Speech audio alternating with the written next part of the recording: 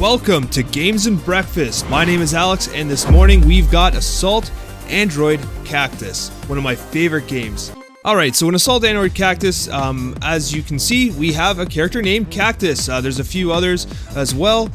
Each of them have special abilities. A bunch of them are unlockable, so I won't go too far in for those of you guys that don't kind of be spoiled on the unlockables. But I'm going to start with Cactus for the first example here, just so you get an idea of what's going on. We're going to go here to one of the older zones. One of my favorite zones. We're going to go to the filament level. I think this level really shows off this game's capabilities here. Alright, so one thing I will say, despite loving this game, I'm not particularly good, so don't expect some super high-end S+ run here. S+ being a run where you essentially keep a chain the entire time. That is very unlikely. Alright, so the idea here is you're an android and you need to continue to collect batteries. And if you do not collect the batteries, you die, as you might expect. And I just lost my S+ as I predicted. That was that glass shattering sound. So there's power-ups. That blue in there is a shutdown. Basically what it does is it prevents the enemies from moving. Oh, that guy was there. Oh, there's a battery. You gotta make it all the way there. Each android has a unique ultimate ability, so to speak, or secondary fire. Essentially, Cactus is a flamethrower that you're able to use to kind of melt your opponents. These little white orbs, you pick them up, and what it does is the white orbs, they improve the firepower of your gun, and that power-up was firepower, just as I said it. And actually, my weapon is maxed. And you can tell because just under the top left part of the screen where it says Cactus in my health bar, you'll see that there are 3 stars. That means that my weapon is fully maxed out. And that's why it looks so intense and it's shooting like crazy. Having a pretty good run here. Not an S+, but still a good run. As you can see, the game looks absolutely phenomenal.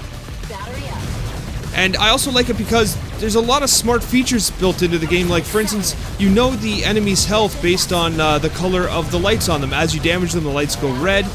As you get injured, your colors change as well. Oh, got him. Let's see how I did. All clear.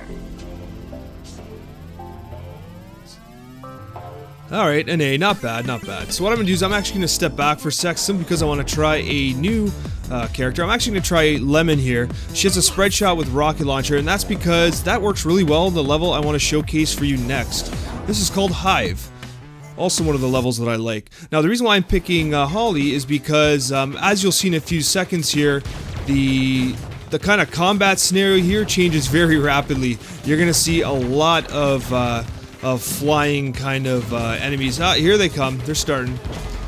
So I think that Holly's a good match for this level here. They even buzz in your ears. Alright, gotta get those rockets going. Oh. These big guys are a pain. There we go. Alright, so we're doing alright so far. Still got our S+ going.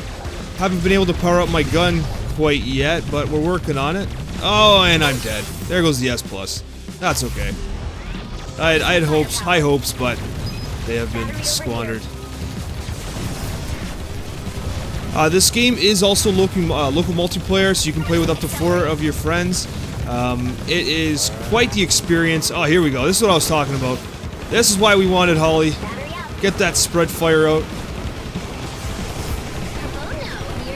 Oh no, you're not getting away. This game has also been released on the Switch this month, so that's awesome. Really awesome way to play it. It's locked at 60 frames per second in both docked and in undocked mode, or I should say handheld mode. And honestly, the game is silky smooth. It always has been. I believe it even won an Intel-based graphics award a few years ago for its graphical complexity and how smooth it actually played. Yeah, this is quite the game. All right. Had I not died there before, I bet you I'd be on pace for an S+ right now. My gun is booming. There's a second death. Never mind.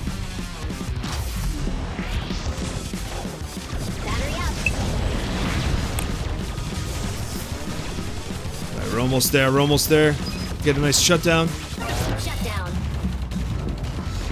Yeah, and again, talking about the UI, do you see how underneath me there's like that little That little bar graph, not a bar graph, that little indicator there, that indicates how long I have to wait until the secondary ability, like the rocket launcher, is available. So again, you can literally play this game almost without ever looking at anything on the UI. A really neat touch.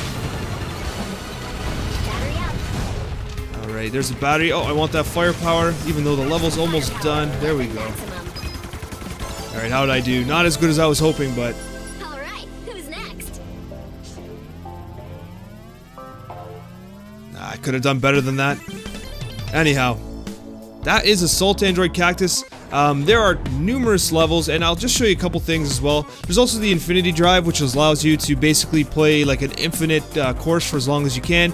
Daily Drive, which is essentially kind of like a high score every single day. So if you really get into the game and you want to compete on the leaderboards, Daily Drive is a great option for you.